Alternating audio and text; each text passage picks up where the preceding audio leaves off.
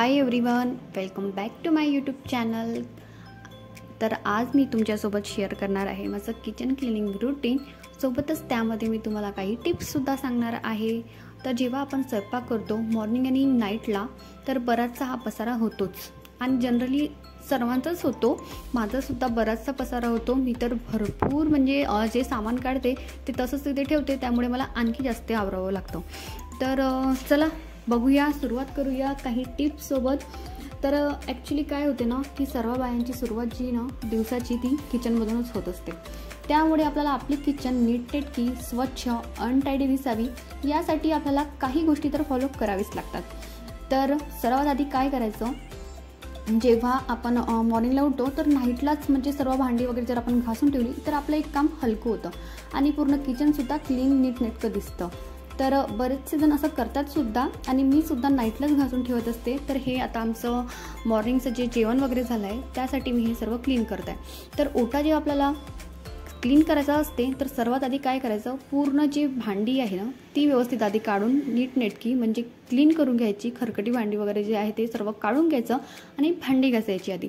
म्हणजे काय होते, तेवढी प्लेस आपल्याला रिकामी मिळते आणि ती जागा जी आहे थोडी खाली होऊन जाते। तर मग आपल्याला जे बाकी वस्तू आहे ते ठेवायला सुद्धा जागा मिळते। तर मी काय विचार केला, भांडी घासतपर्यंत जे गॅसचे जे आपले कपडे असते ते आधी मी गरम पाण्यात टाकून घेते। कारण गरम पाण्यात टाकल्याने काय होते, ते जे चिकट तेलकट जे डाग असतात ते निघून जातात, तोपर्यंत ते मुरून जातात। तर डिटर्जंटमध्ये मी काय करते, अर्धा ते 1 तास आपलं जे हे सर्व किचन क्लीन होत आहे तोपर्यंत ते आपले कपडेसुद्धा व्यवस्थित ते गरम पाण्यात भिजून जातील। रात्री जर आपण किचन क्लीन करून ठेवलं तर सकाळी आपल्याला स्वच्छ असं नीटनेटकं वातावरण मिळते आणि आपल्याला काम करायची इच्छासुद्धा होते। जर ते आपल्याला मॉर्निंगला उठल्याबरोबरच अनटायडी आणि असं घाणेरडं दिसलं तर आपल्याला काम करायची इच्छा होत नाही आणि आपलं मनही तिथे लागत नाही।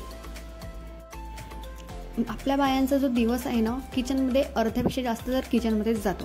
कारण मॉर्निंगची स्वयंपाक, सायंकाळचा स्वयंपाक, भांडी घासणं, नीटनेटकं करणं, सर्व काही जे आहे जास्तीत जास्त आपल्याला किचनमध्येच घालवावं लागतं। त्यामुळे किचन ही स्वच्छ असायलाच हवी। तर सर्वात आधी मी आता कपडे वगैरे जे आहे ते गरम पाण्यामध्ये टाकून घेत आहे।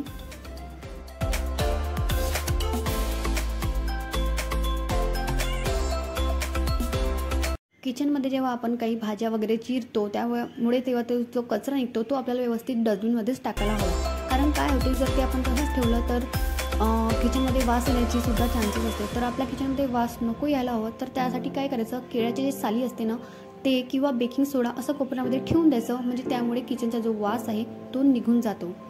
तर भांडी घासासाठी काय करायचं, आपण डिशवॉश जनरली यूज करतो, पण जर खूप ऑइली आणि कढईचे जे डाग आहे ते जर निघत नसेल तर त्यामध्ये काय करायचं, एक लिंबू घ्यायचं, विनेगर घ्यायचं आणि मीठ, बेकिंग सोडा हे सर्व मिक्स करून जर आपण भांडी घासली तर खूप छान असं क्लीन होऊन जातो लवकरच।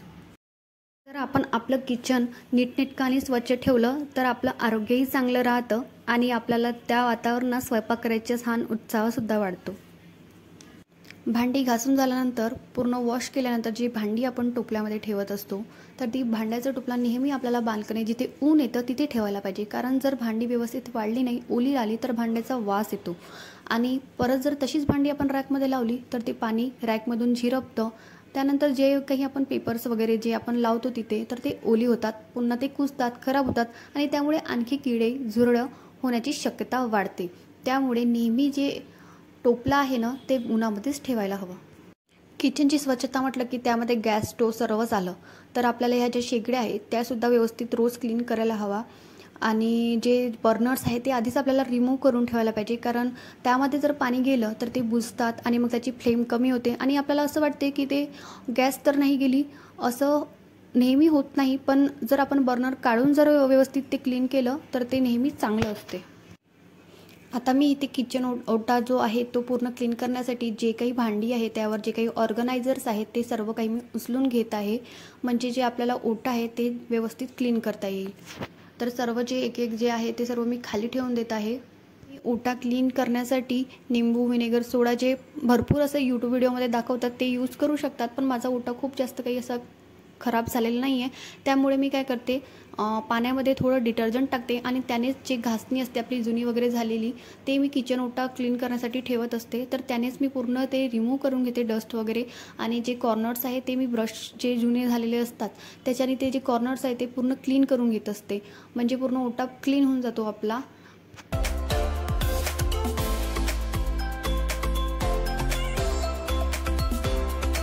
जेव्हा आपण मॉर्निंगला आणि नाईटला दोन्ही टाईम जेव्हा स्वयंपाक करत असतो तर भाजीचे जे तेलकट डाग आहे ते टाईल्सवर सुद्धा उडत असते, त्यामुळे तिथून सुद्धा आपल्याला रोज ते क्लीन करायलाच हवं. जर आपण ते तसंच ठेवलं तर ते डाग जे जास्त घट्ट होऊन जातात आणि मग निघत नाही, आणि मग आपण जेव्हा ते स्क्रबर असते किंवा घासणी जी असते त्याने आपण घासत असतो, मग त्यामुळे ते काय असते खूप सारे स्क्रॅचेस होऊन जाते. म्हणून जर आपण रोज जर एक कापडही असं मारत राहिलं, पुसत राहिलं, तर आपल्याला ते तेवढं नंतर मग त्रासदायक जात नाही.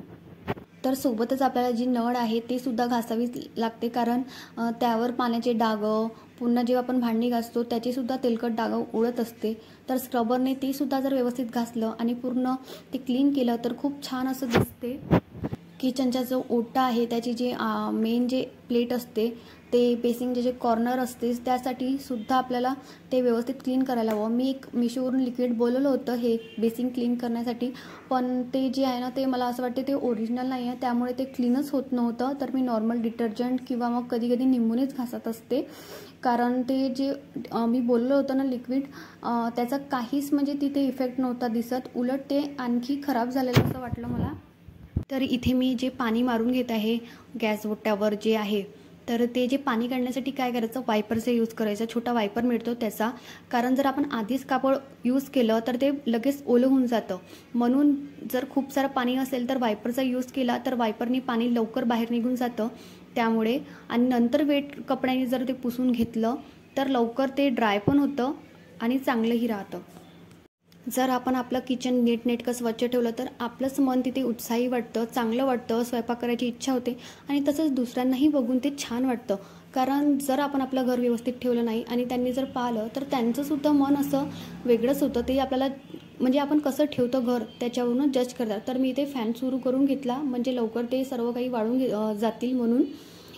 तर आता अर्धा एक तास झालाच आहे आणि जी कपडे आपण गॅसचे जे कपडे आपण गरम पाण्यामध्ये भिजत ठेवली होती ते सुद्धा मी आता मस्त वॉश करून घेते आणि उन्हामध्ये वाळू लावून ठेवून देते. तर झाली आहे आपली पूर्ण किचन क्लिनिंग. आणि ज्या वस्तू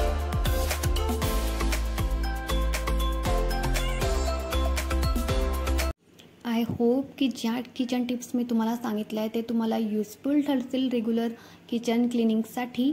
तर व्हिडिओ आवडला असेल तर लाईक करा आणि चॅनलला सबस्क्राईब करायला विसरू नका.